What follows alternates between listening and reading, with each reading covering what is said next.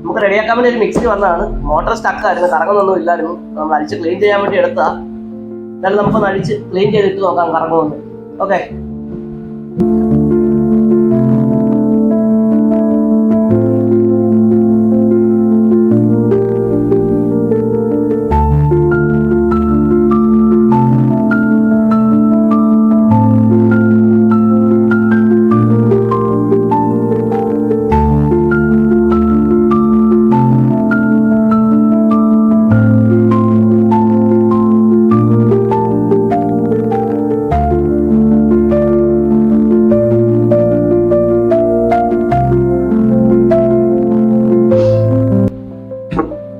നമുക്കത് കറക്കി നോക്കാം.